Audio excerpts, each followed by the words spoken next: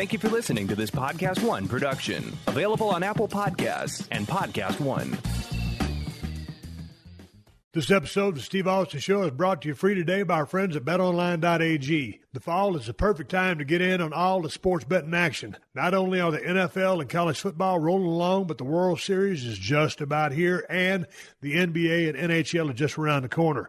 Get in the mix at BetOnline.ag and use the promo code PodcastOne for your 50% welcome bonus. BetOnline.ag, your online sportsbook experts and exclusive partner of PodcastOne Sportsnet. The following program is a PodcastOne.com production.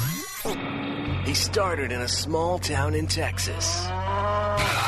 Worked his ass off to become one of the most famous wrestlers of all time. We're going to take care of business tonight, and that's the bottom line. And now he's dominating the world of on-demand audio. And he's doing it for the working man. This is a damn good outlet for me to spew the bullshit off my brain. Yeah! This is Steve Austin Unleashed. Hey, welcome to another classic episode of the Steve Austin Show. Every week, we are bringing out some of the most requested episodes of the podcast from behind the archives. We have another great one for you this week, and here's my producer, Sean, to tell you all about it. Hi, everybody. Producer Sean with another classic episode of the Steve Austin Show. Today, we bring you episode number 402 with Paul Roma. Original air date, February 9th, 2017.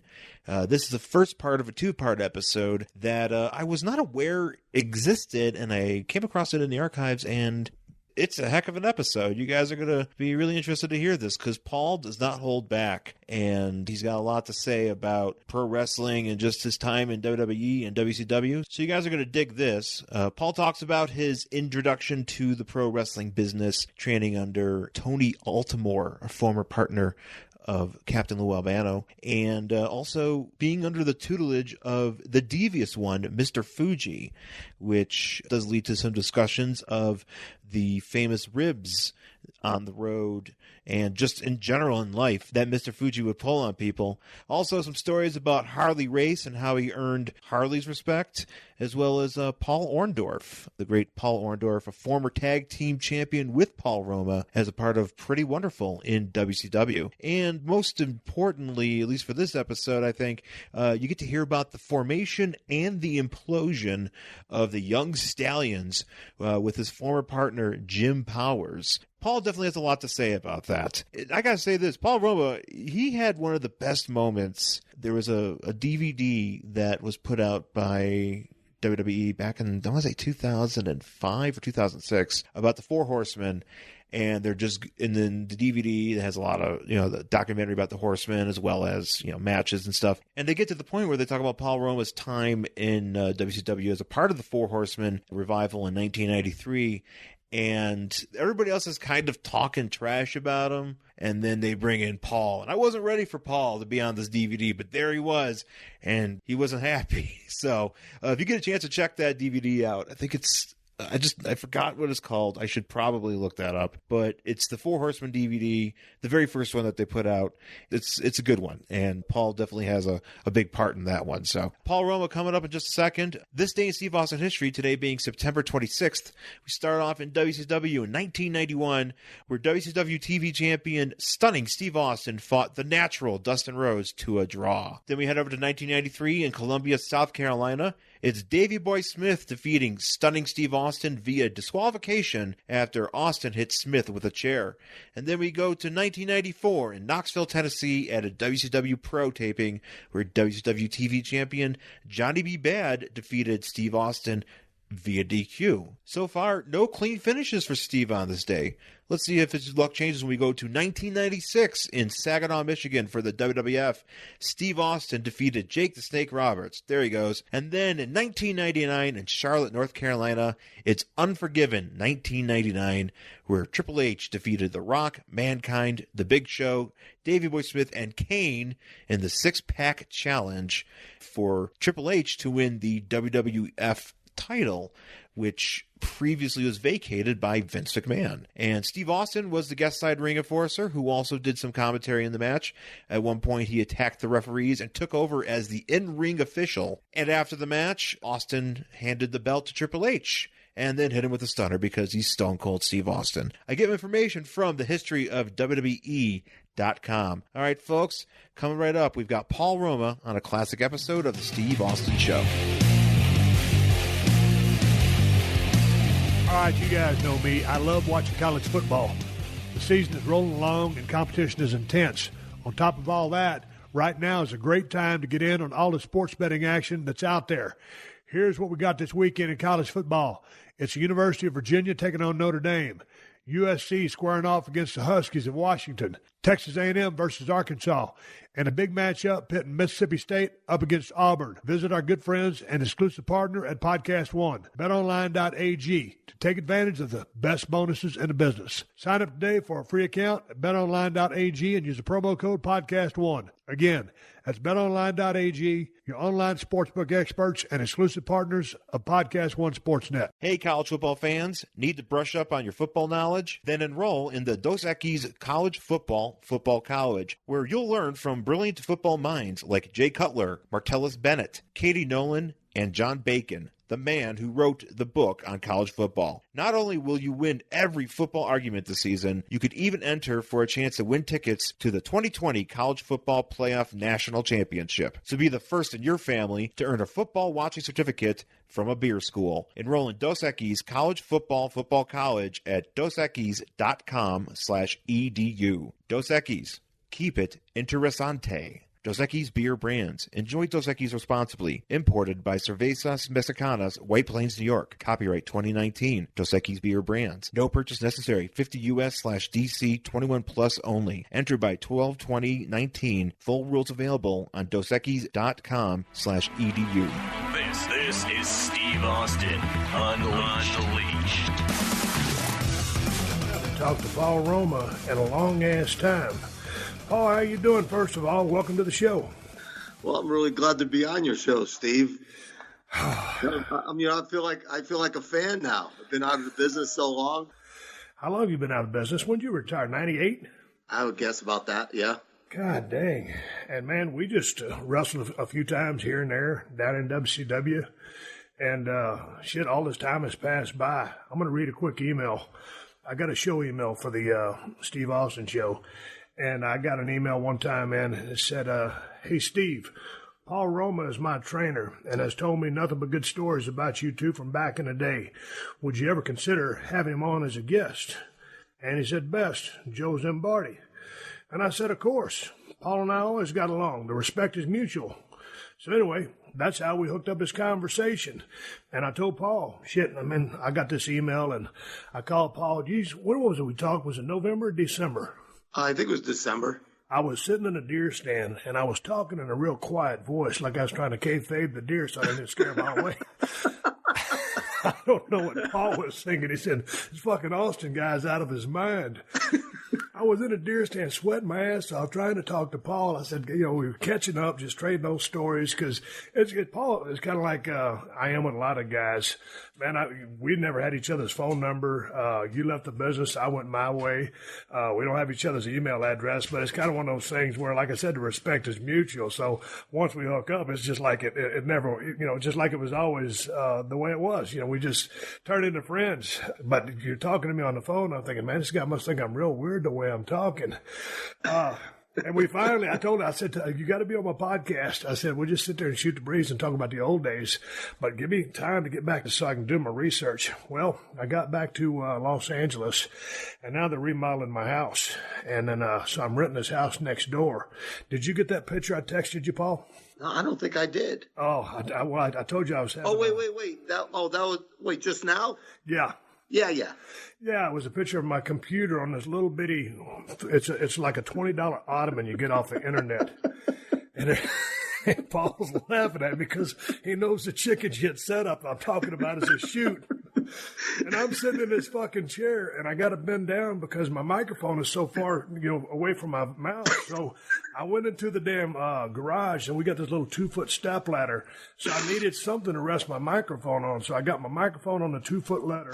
I got my computer in a little box. I'm sitting in this chair. It's kind of like a lowrider chair. All they need to do is hit that lowrider music, and it'll be my theme song for the show. Is your life a clusterfuck like mine, Paul? And now that you're about 58 years old, has all the years in the business made you smarter? I don't know. I memean, sometimes I think I'm smarter, and then there's those other days, man. And then I know that's just a lie I've been telling myself. God damn.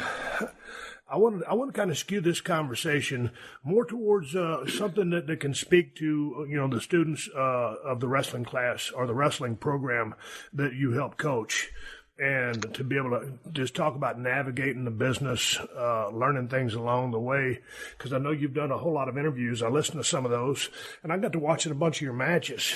And man, you had speed, strength. I mean, you had a great physique, very athletic. The way you jump on those turnbuckles, just moved like a cat, and you had a great look. You came in back in the time when, what'd you start? 85, 86? Yeah, maybe around there. Hell, I can't remember. But, I mean, it was kind of the wild, wild west back then. And back in growing up, I was in Texas, so I was really cutting my teeth on NWA, Mid-South, Power Pro, stuff like that. And then I started getting more in New York right when you guys, along with Jim Powers, become the Young Stallions. And then, followed you from Power and Glory and on. And then you ended up in WCW. And then we crossed paths. Hell, y'all took the World Tag titles from me and Regal. You and Arn did at a television tape. And I think it was at Center Stage, wasn't it? I don't know if it was there or it was in Florida. Goddamn, was it Florida? It might have been. It may have been in Florida. I don't know. But anyway, let's go back to your high school days. Because when I look at the way you worked in the ring, you were aggressive as a heel. You had that mean streak. As a babyface, you had fire on your comebacks. But you were really, really solid in the ring. And I'm thinking, this guy was a hell of an athlete. And I had to go back and watch some of your stuff. Dude, what's your athletic background? Were you a football player, track guy? I ran hurdles for a little bit. Dude, you on a damn track running hurdles? Played a little football. Dude, but you weren't as big back then. Well, when I tried out for the pros, I was actually about 185 pounds. I was a wide receiver, split end. Ran a 4.5 40, not bad speed, for a white boy. Pretty good vertical leap? Yeah, I could, at the time, I could touch the top of the square in a backboard. Yeah, that's a pretty good set of goals. Hey, man, when you said you tried out, where was this at? I tried out for Chicago. Made it about the third round. Basically told me that one coach really loved me. This other guy just didn't want me. No way, shape, or form. So I moved on and got into wrestling. Well, where'd you play college at? University. I went to University of New Haven. It's kind of I'll make a long story short. I knew a trainer for the New York Giants. He knew about my background, knew how he watched me play semi-pro ball. And he said, listen, you got to go to college. Just play a little organized ball. And I get you a tryout tomorrow. I know you're that good. I've seen you stick people. So I was like, okay, great. So I worked full time, went to school full time, and I cashed in my insurance policies to pay for school, and I couldn't do it all. So yeah, didn't happen. So how long did you last in college? Hell, maybe a year. I couldn't do it all. It was too much, When you say you couldn't do it all, working full time, what about the books? Were you a good student? Nah, not that great. Wasn't into the books. I was into sticking people, And that's what they put in my write-up, actually. They gave me a hell of a write-up and said, listen, I'd go tell him to hit that 300-pound lineman. He'd go whack him and take him out. And that's what I did. So, it wasn't meant to be. Next thing you know, I was wrestling. Okay, but I know you come up in the Connecticut area, right? Yeah. Okay, so that's where you're still at. And then, so back in, when you're trying to cut your teeth, you got into New Haven, a little bit of college, didn't like the books. It was too much. You're trying to work a full-time job. So were you a fan of the business, or did you just look at the business as, hey, man, this is my next way that I can, make a living?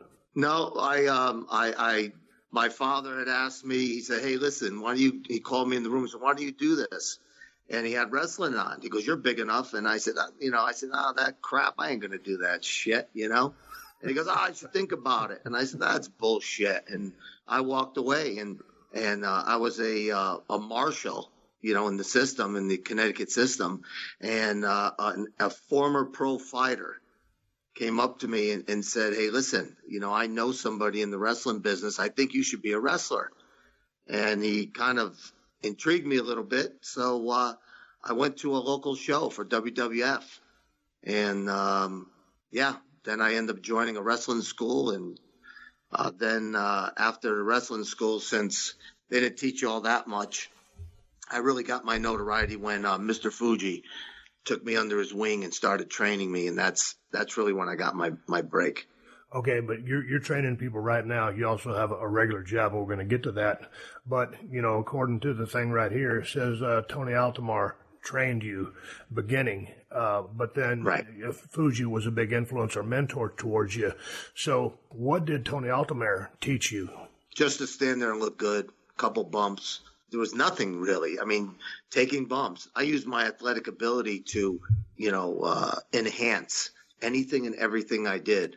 Whether it was like when somebody straddled, running across the ropes and straddle somebody, they go for a backdrop, you straddle them. I started running over them like it was a hurdle.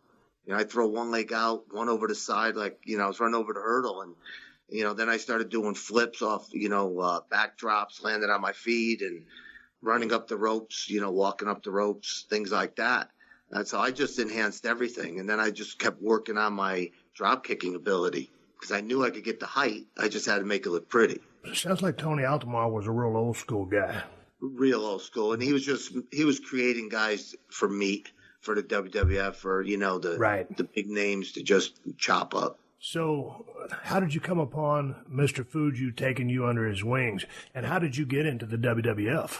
Fuji saw me. I used to go to New Haven when they were in town. And they always tell you, bring your gear. So I bring my gear. And Fuji said, hey, listen, I need some help moving. And I said, sure, man, I'll help you. Just tell me when. So he told me. And I said, how about if I, you got to move your entire house, right? You're going to pack it in a truck. So how about if I get some people to help? And he said, fine.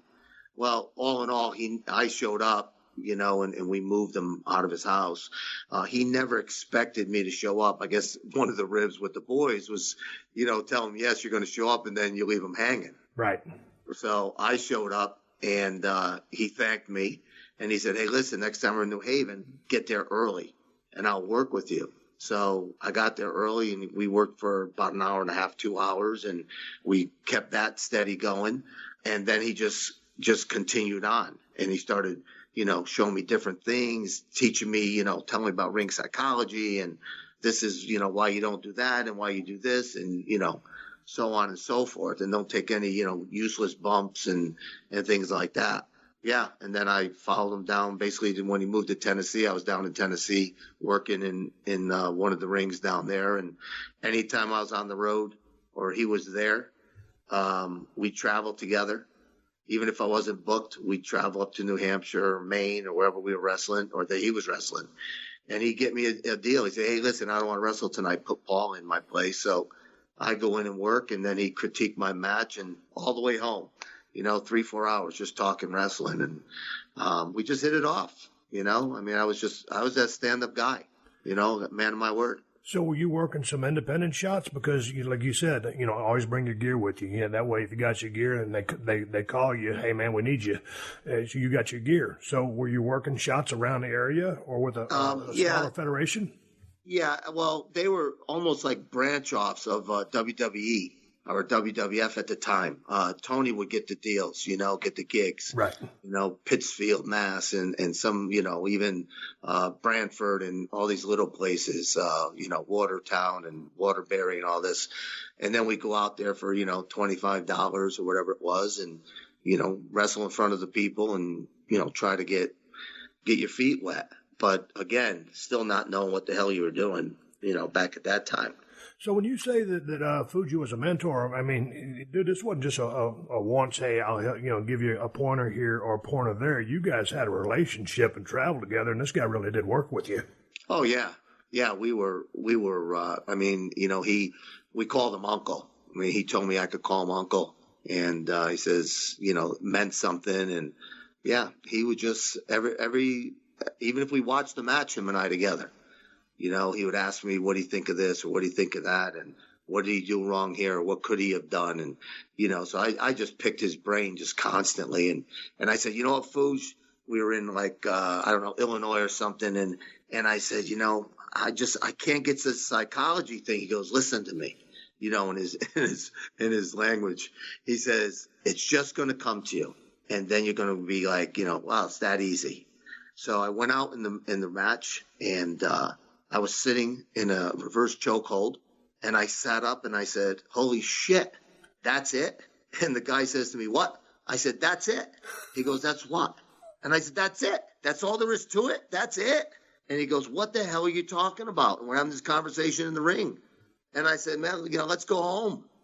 And we walked in the locker room, and Fuji was sitting there, and he looked at me when I came in. He goes, you got it. And I said, I got it. He goes, I knew it. He said, I saw the look on your face. I said, Fuji, all this time, that's it. That's all it is, you know? And I try to explain that to my students. It's amazing. You know, once you get it, it turns your whole life around on, you know, how you look at things and even life in general. So then what was it as it pertains to the squared circle that made the light go off and you say, okay, I got it. This is what it is. I just understood ring psychology. I understood how to get the people off their feet, how to control the crowd, how to get them to boo. You know, I mean, I was in the Pontiac Silverdome, and, you know, you get 50,000 people, 90,000 people to cheer you or boo you, you know, I mean, and you have them in the palm of your hand. You know, it's just I can't really put a finger on it, but you understand why you do what you do. You don't do like the Lucha Libre where they just do moves that mean absolutely nothing. They're just high spots. You know, every move, every bump means something. When I first got into the business, you know, when I was going to Chris Adams' school, and he didn't smarten us up, man. I mean, because I thought something was up when I got into business, and, you know, I bought in, dude. I thought pro wrestling was real when I was a kid at 7 or 8 years old. You know, here I am right out of North Texas State. I'm in wrestling school, you know, once every Saturday after they do the TV taping at World Class Championship Wrestling, and this dude ain't smartening us up. So I'm thinking, man, how these guys do this shit in the ring? Anyway, a few months later, I'd have my first match, and Frogman LeBlanc on live TV or live to tape, whatever it was, you know, I found out that it was a work and you know, how it worked. But still, I didn't really know how to go about having a match. And so that all these years later, and it took me, you know, give or take, I don't know if it was a year. I mean, I understood I could have a match with someone that could lead me through the paces, but I didn't really understand. And I'll never forget, and I have it somewhere in my garage. It's a piece of paper, a legal paper on yellow legal paper. And he wrote the formula for a match for me. And he put 1, 2, 3, 4, 5, how many numbers there were. But basically it was babyface shine, heel heat, manic comeback, finish. And either baby goes over or the heel goes over. But, you know, there it was right there in front of me, all the little 5 pieces of a match, and it still didn't register with me, but I did the same thing. It was like, you know, maybe a year in the business or whatever. And then I think after you understand what a match is, then you can take it to the different levels of complexity that you're able to take it to. But I was watching, you know, basketball a while back, and I was watching the Super Bowl this past weekend. And sometimes, you know, like to your students that are in your class, you know, sometimes you can think of a match like this. You know, when it's that babyface shine, or if the heel starts over on top, you know, sometimes it's a thing where, you know, if you're watching a basketball game and there's that momentum swing, and all of a sudden the team will get on like a 12, 15, 16, 20-point run, and you're thinking, what the fuck's going on here? The other guy's going to get, are they going to start making shots? Well, all of a sudden the momentum turns, and so they start making everything, and the other team starts kind of blowing their lead. And so if you just think of it as an athletic contest, you know, you're simulating not a real fight, but you are. But it's a wrestling match, so you're simulating combat. So you just got to put it in the context of that. But people get caught up sometimes, I think, too much in trying to think of what the high spots should be, but just think of the logics of what you said, connecting to the people and make them come with you and being able to control and manipulate them by what you do in the ring, and not begging them, but working them to get them where you want them. Right. Would you agree with that? Yeah. And I learned that in Toronto. I was working with Arn and Tully, and you know, he got me in a hold, and Toronto was tough. They wanted you to move all the time, and they started booing. And I said to Tully, I said, come on, let's go. You know, they're booing. And he goes, now relax, kid. And I said, no, they're booing, man. We got to do a spot. They're booing. He goes, just relax. They'll come. You know, and I relaxed, and he goes, okay, now we go. And they erupted. So, I mean, I I had good people around me. I had good people teaching me. Since I was connected with Fuji, I had Harley Race, another person that helped me, Les Thornton. I had some really good people around me that, really had a lot of input, which is what I liked. Yeah. So I owe it all to him. I got to ask you a question about Harley. But before I get to Harley, Mr. Fuji was the king of ribs, from what I understand. You're riding with the guy, so I'm sure he's not ribbing you. You're kind of his protege. He's taking you under his wing. He's the wily veteran, and here you are, this kid, this young man in the business. So he's taking you under his wing.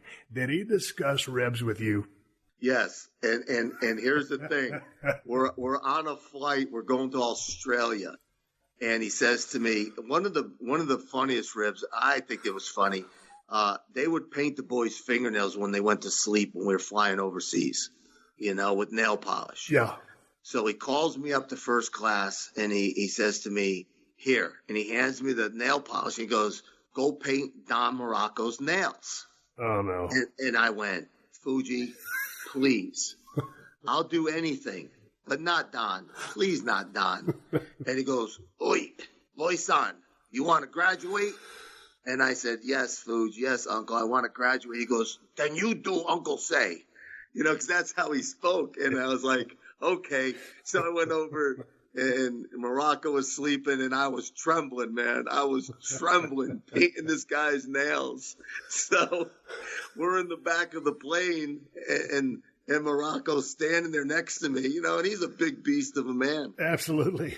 Yeah, and I'm like, "Hey, Don, what's going on?" He goes, "Some prick painted my nails." And I went, "Yeah, some bitch got me too."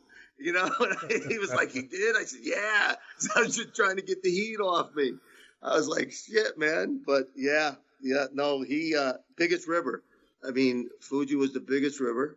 Actually, Vince went to Fuji one day and said, "Please, I need you to, just calm down, slow down on the ribs." So what'd he do? He actually did. He actually slowed down on him a little bit. I mean, they're out of control. I mean, what they did to the Rooster, Terry Taylor. What'd they do? Well, he came in, and there was this thing, man, about WWF and nobody from, either NWA or down south should come into our company and vice versa. So Terry Taylor comes in, and he had his Halliburton. He came in a suit. When he went into the ring, they busted open his Halliburton. They cut made the long pants shorts on his suit. I mean, and he came in, put him, he had his ring stuff on, and he put his stuff away and just walked out like that. I mean, because, if you put the guys over, they're going to just continue on. Yeah. It was brutal, man. And then Outback Jack, they got him. I mean, Fuji got him. He made the worst mistake he could ever make. He walked down to Fuji at the bar and said, "Hey, mate." He goes, "I bet I can outdrink you." And Fuji looked at him, and you don't say that to, a veteran like him. So they got him all messed up. They took the crocodile off his back. They jumped on his Halliburton and crushed that thing. And then they pissed all over all of his clothes. I actually went in the room because I thought he was dead. I really did. He was just sitting in the chair, hunched over. I just wanted to make sure he was breathing. Then I left him there and walked out. Were you ever a big ribber yourself? Because I wasn't, and I think you're probably like me. I was a little bit of a loner. I had the guys that I hung around with, but I wasn't into being ribbed. I could appreciate a good rib if I saw one or that was lighthearted. But the serious ribs, I wasn't really a big fan of. But were you ever a ribber? Did anybody rib you? Because you pretty much had a reputation for being a guy that, hey man, you're a man of your word, but you're a guy that doesn't like to be fucked with. Yeah, no. Again, I was protected. Yeah, that's the thing. Like, Fuji was the godfather of wrestling. And, the first time he introduced me to Andre, I walked in and he goes, "Come here." He goes, "Andre, this is Paul. He's with me. This is my boy." And Andre said, "Oh, okay." He goes, "Hey, you play cards?" And I said, "No." He goes, "Okay, sit down. We'll play for money. I'll teach you." And then Andre and I hit it off. And then Ted Arcidi walks in to the locker room and he goes, "Get out of here." And Arcidi looks at Andre and he's like, "What?" He goes, "I said, get out of here." He goes, "Well, I have to change." He goes, "You go find another place to change. Get out of here now." So he left. So, I mean, if, you didn't have a little juice. And I think that's what helped, too, because, nobody wanted to mess with Fuji. I went into Cleveland, and I walk in the locker room, right? I'm all happy. I'm going to work. And all of a sudden, one of the guys grabbed me and said, "Hey, Fuji wants you. You better get upstairs right now. He's pissed." So I was like, "He's pissed?" Like, "Yeah, man, he's upstairs. You better go." So I go running upstairs, and I'm like, what the hell did I do, right? So I walk up to him, and I said, "Fuji, what's up?" He goes, "What did you do?" And I said, "What do you mean, what did I do? I just got here." He goes, "What did you do? What'd you say about Harley?" And I said, "I didn't say anything about Harley." I said, "I love Harley." He goes, "Well, you better go talk to Harley." So I was like, holy shit, man. So I go back downstairs, and there's Harley. I mean, that was one tough dude right there, Harley. Yes. He had grips on him. I mean, damn, man. He could turn the lug nuts off a car, a tire. I mean, he was unbelievable.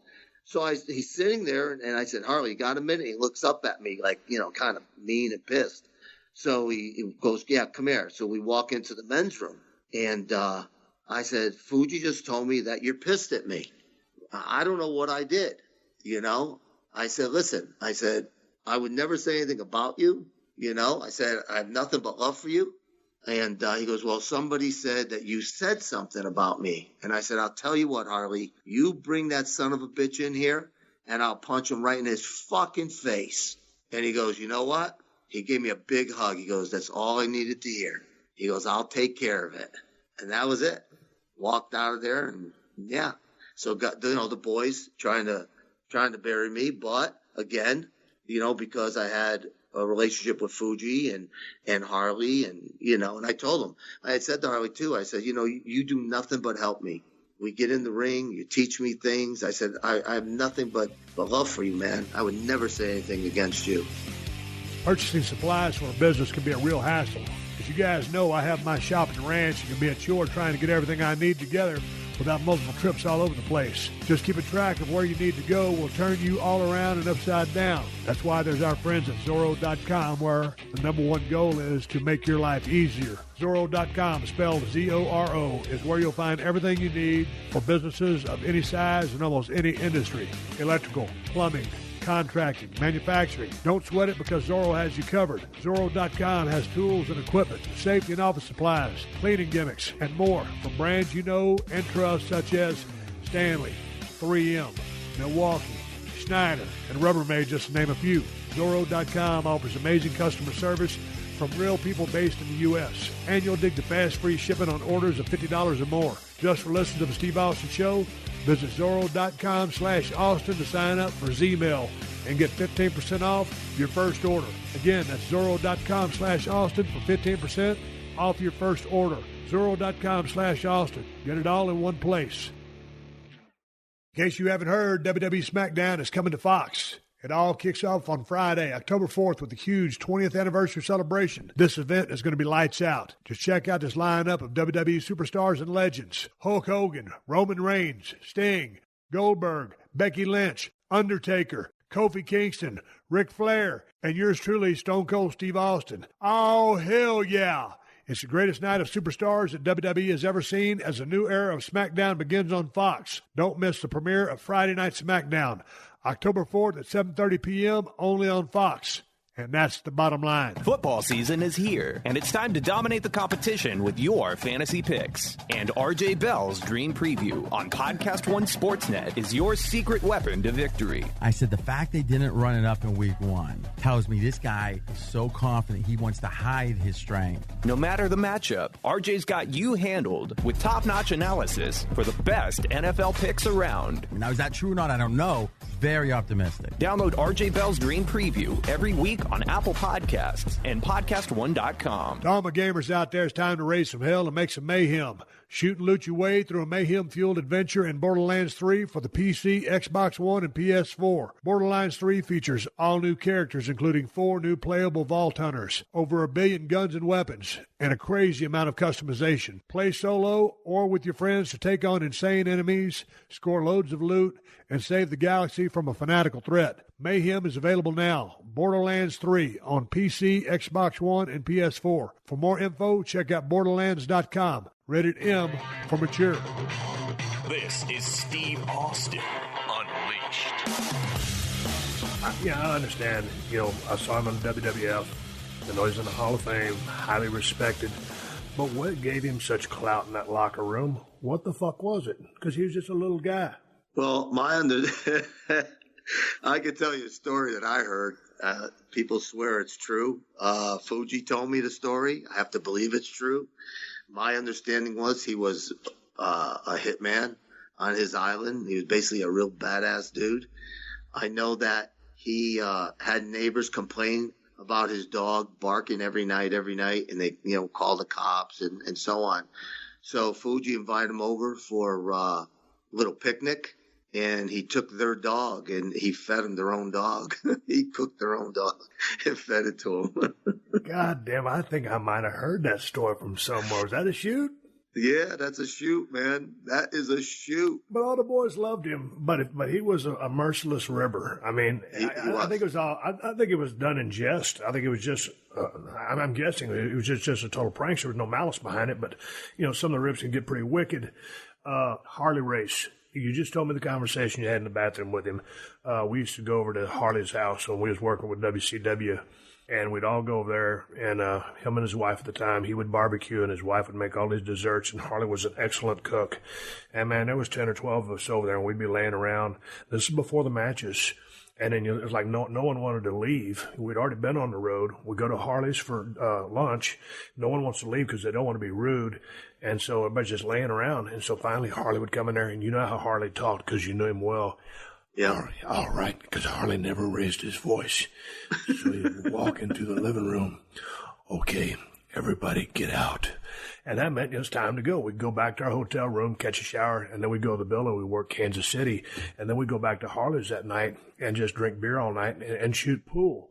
But Harley was one of the toughest guys in the history of the business. And Ric Flair always told me that. And sometimes when he would go to Japan to defend the NWA title, but I don't know if he had heat or that he needed protection or whatever, they would send Harley to watch Flair's back.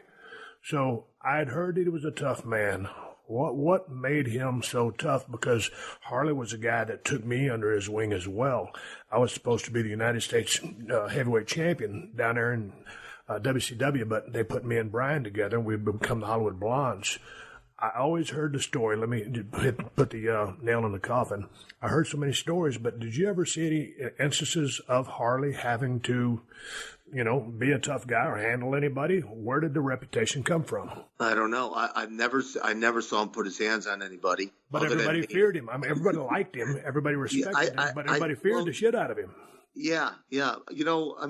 I had said this, even my students I said, listen, either you're feared or you're respected, but either one is okay because chances are no one's gonna fuck with you if you have either one of those. That's an interesting standpoint. And with Harley, I respected him. Same here.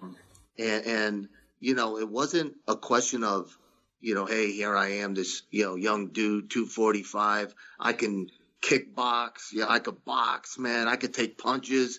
It wasn't about that. It was, the way I was brought up. I respected him. He put those clamps on my traps a few times and, brought the sweat out of me and made me tremble. But, he's such a great guy. He just is. I just think something happened and it carried on. The reputation carried on. Like Fuji, the reputation carried on. What was the deal with his grip strength? When you say he had the clamps, he would catch me from behind, sitting down, and he would stick his fingers in my traps. Right. Yeah. And I would just let this sound out like this, like that, because I couldn't talk, and I said, Harley, man, come on, he goes, he told me one day, he goes, I get such a kick out of that. That's why every time he saw me, my back to him, he comes sneaking up on me and he'd do it. And he just laughed, man. You just saw this big mountain of a man chuckling with his shoulders, just going up and down. He just got the biggest kick out of it. Oh man, good stuff. When you first came into the WWF and you had to work your way up the card, but when you first came in there, what was the case as far as negotiating for money?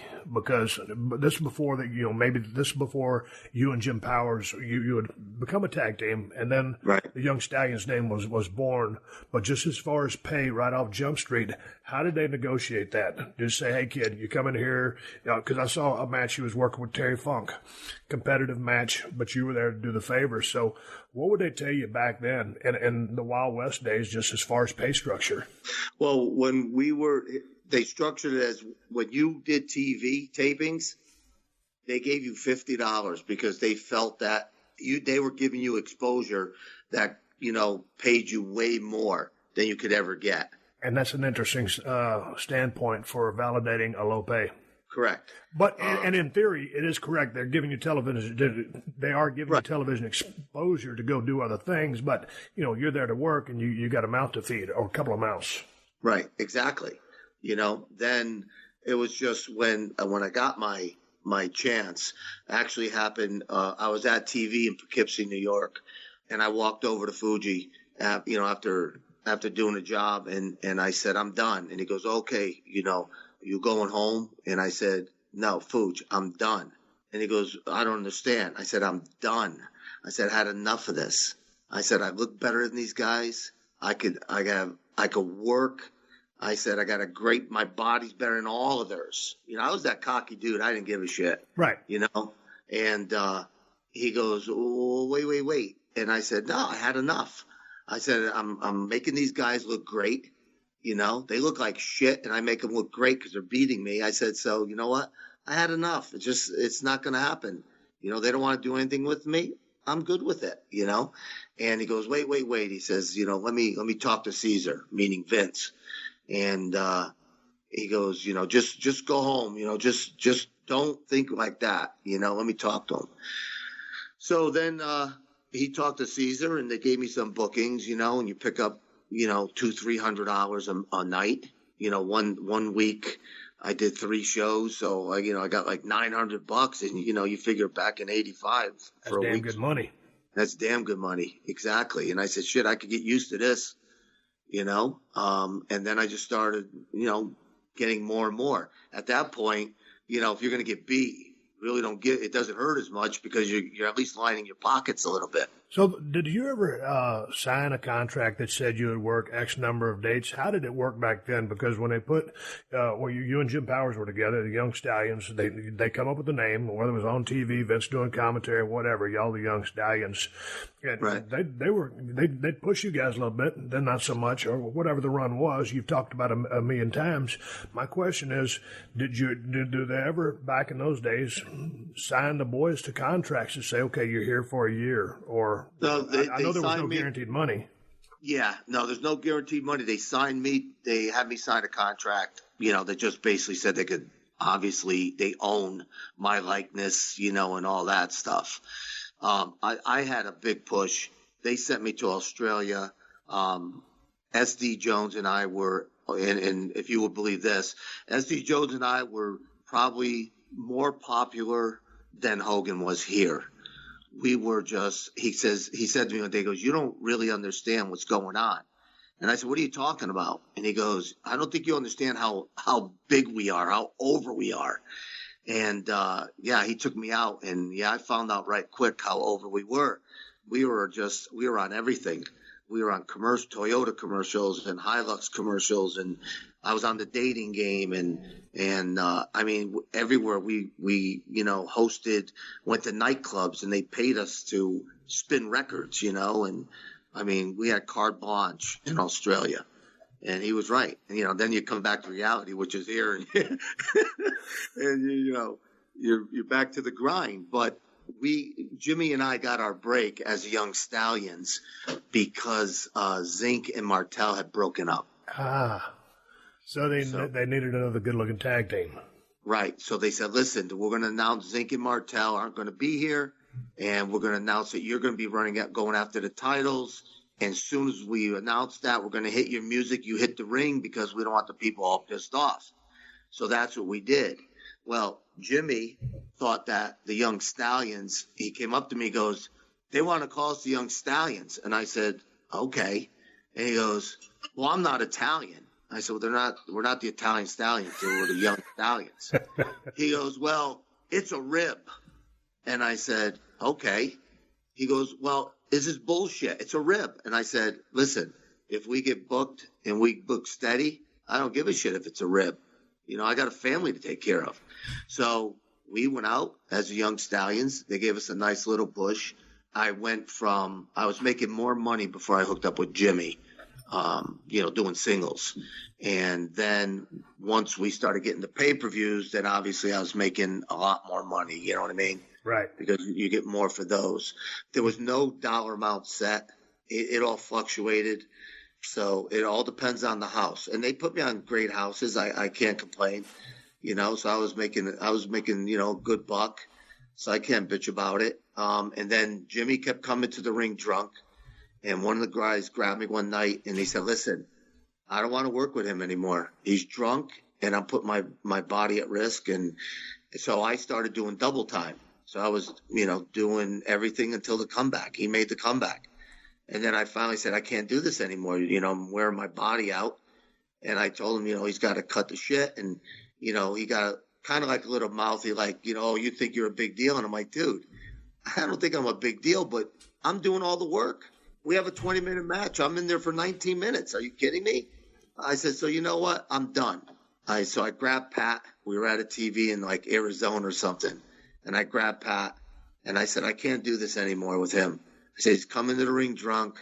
I said, I have a wife, kids, a house. I said, he lives in an apartment. If he loses his job, he doesn't care. That's all he has to pay for. I said, but I lose everything. I worked too hard to get here. So Pat begged me because Pat was the one who came up with the Young Stallions. So he got I had a lot of heat with Pat, a lot of heat. And I really didn't know it. I didn't realize Pat was the one who came up with it.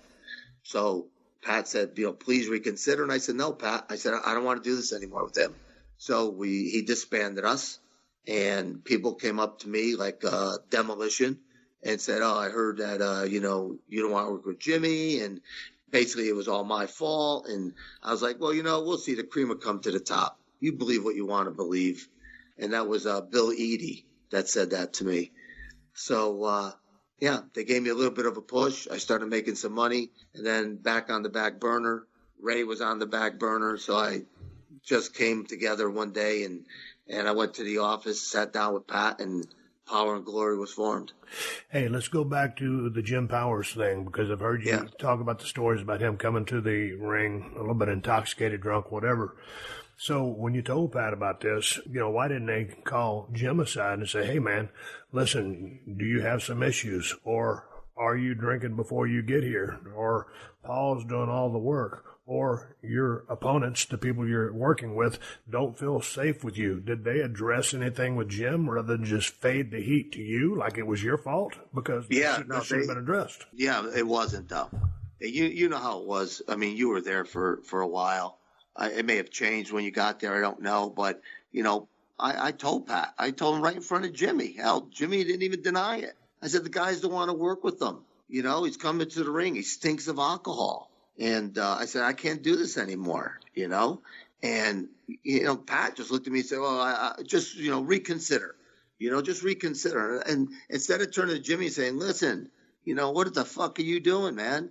I put this team together. I want this to work. Nothing. It was all on me. So whatever happened to that guy? I appreciate the fact that you had the balls to stand up and say, hey, man, first of all, you're doing 3/4 of the work, if not more. Other guys don't feel safe. But then, just because you you want to be a stand-up guy and don't want to work with a guy who's intoxicated, you say something. That takes a lot of balls.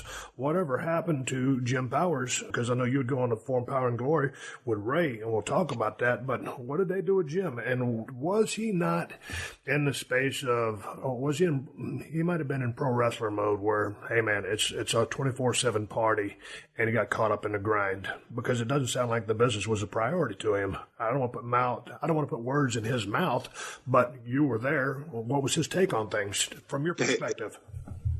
It was a big game to him. Like he had notoriety. People noticed him.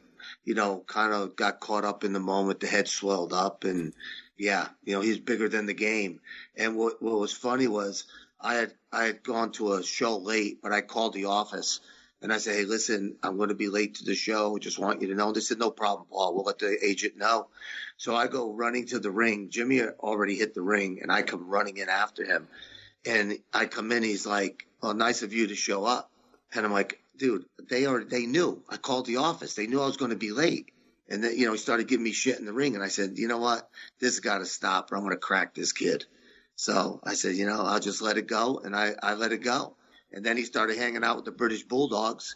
He started coming to shows late, thinking, I said, dude, you're not a British Bulldog. They could get away with this. We're the Young Stallions, man. We can't get away with this stuff. You can't be running, amok with these guys. They get in trouble. They're not getting fired. They're the damn British Bulldogs, And, he just didn't get it. I don't know. Just didn't get it. How long did he last in the business after that? Because when he left there, I never heard from him again, unless I missed something. No, they gave me a push as a single, and he was just kind of basically on the back burner, spots here and there. And then when I got with Ray, that was it. Really, it was over after that. I didn't hear or see him for probably just at TVs. When I was watching some of your work, and the Young Stallions, you were really mechanically sound, but I thought you would get even more mechanically sound. And it seemed to me you were really in a comfort zone, in a heel role rather than a babyface role. Am I correct? Oh, you hit it 100%. For me, that's the way I like to work too. So why so for you? I guess because I've always been confident in my ability, confident in everything that I've done, and I try to teach that to my daughter, who's in gymnastics. There's no second place. If you come in second, that means somebody worked harder than you, and that means you got to work hard. So it came easy for me because I was that, I bodybuild. Every show I go in, for the most part, I'd win. I'd walk on stage and just look at the trophies with one of my buddies and be like, I'll take that one, and that one. Oh, okay. And that's what I would do. So I was always, I should say always used to, but I was very confident. So when, turning heel made it so easy. One of the agents, Blackjack or Jack Lanza, yes, I think it was. Yeah, Jack Lanza said to me when I turned heel, he said to me, he watched my match. And he goes, "Yeah, you shouldn't do that. You should do this and this and this." And I'm like, "Okay." So then the next night I went out there and I did what he told me to do, and I was very uncomfortable. And then Kurt Hennig grabbed me, and he goes, "What are you doing?" And I said, "Well, Jack told me to do these things." And he goes, "Listen, don't get mad, okay? I'm going to just tell you what to do." I said, "No, please. You tell me, please." He goes, "Just be yourself." He goes, "You know what I mean? Just be an asshole." He goes, "Be that guy that walks in the locker room that people hate." And I said, "Done." And the next night I was on the show and he was on the show, and I just let it loose. And I walked out and Perfect stand there. He goes, "How'd it feel?" I said, "It was fucking great." He goes, "Yes, it was. That's you. That's what you need to be. Be yourself. Don't listen to these other assholes."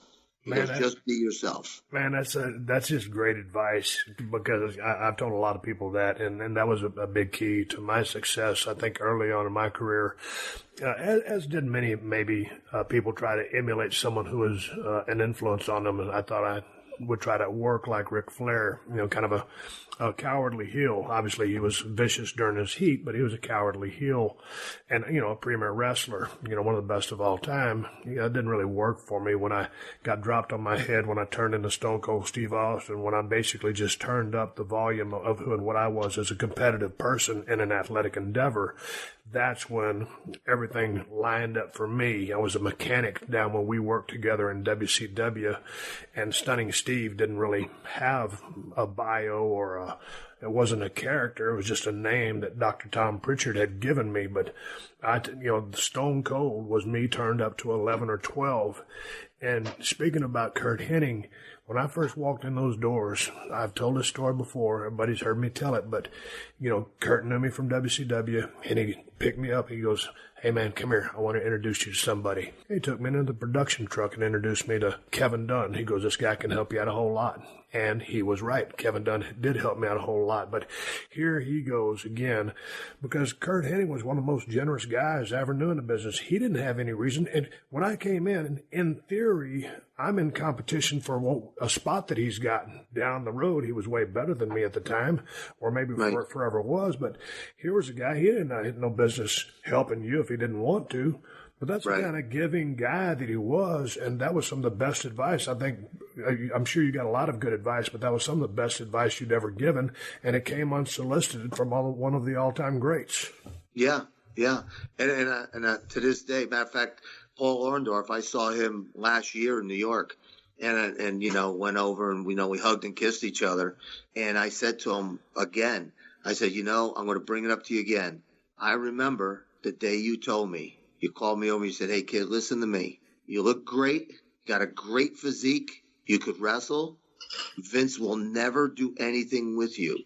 He said, "So what you have to do is promote yourself. So whatever Paul Roma does every night in that ring, no matter how tired you are or how hurt you are, you give those people Paul Roma, what they're supposed to see."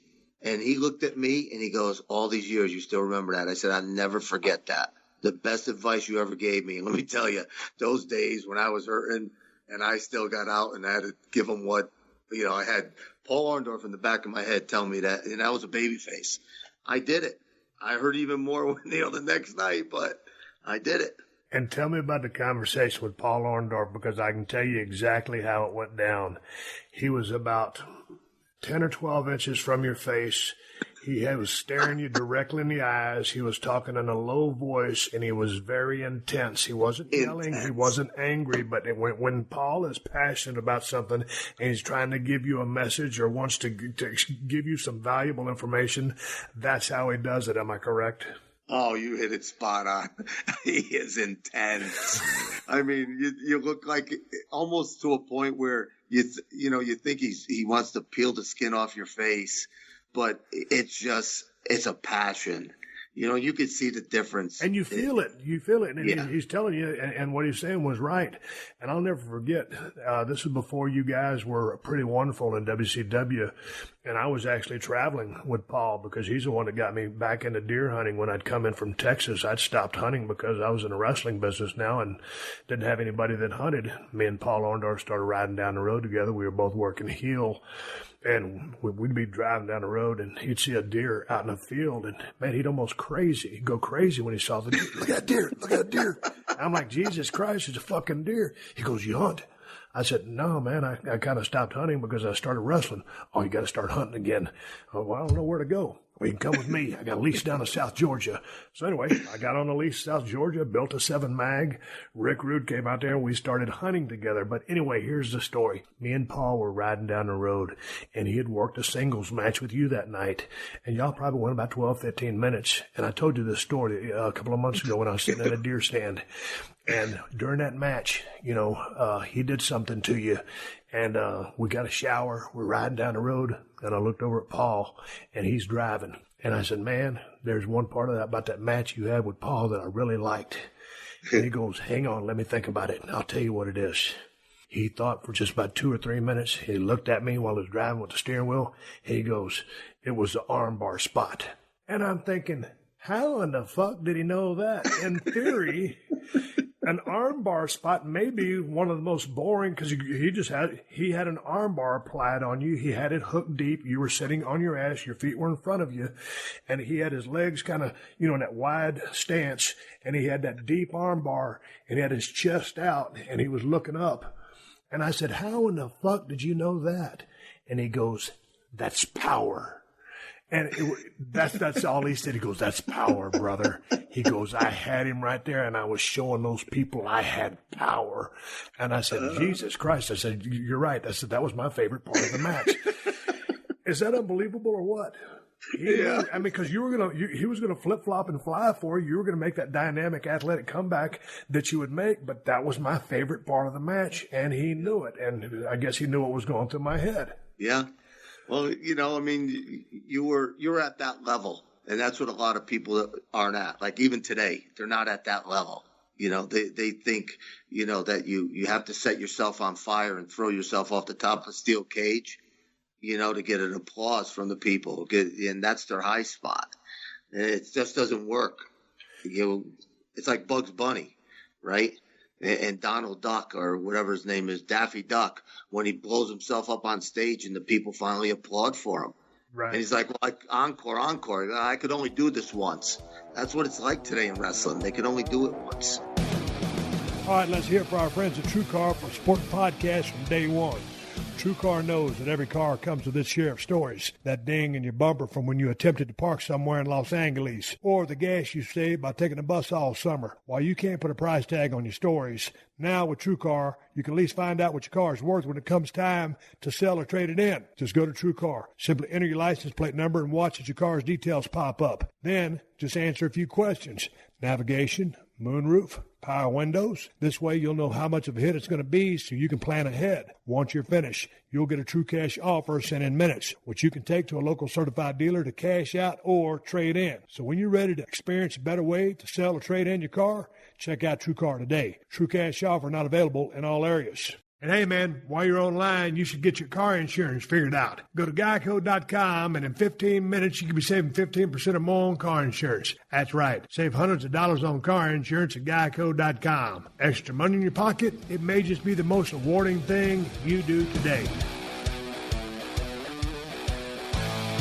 All right, everybody, give me the go-home cue. It's time to wrap up this podcast, ride off in the sunset. Hey, don't forget to rate and review the Steve Austin Show on Apple Podcasts and tell your friends to check us out. If you want to reach me here on the podcast, send an email to questions@steveaustinshow.com. Also, the best damn IPA on the planet is Broken Skull IPA from El Segundo Brewing Company. You can find it at Whole Foods and Total Wines if you live in Cali. If you ain't in Cali, you could be SOL.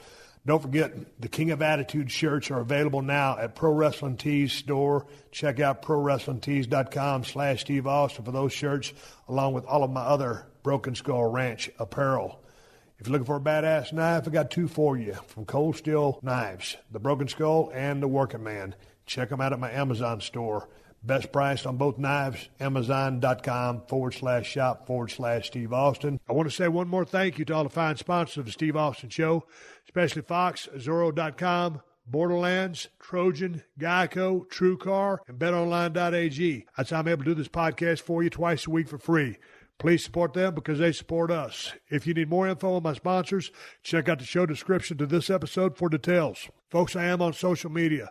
Twitter and Instagram at Steve Austin BSR. Till next time, my name is Steve Austin, and I will catch your ass down the road.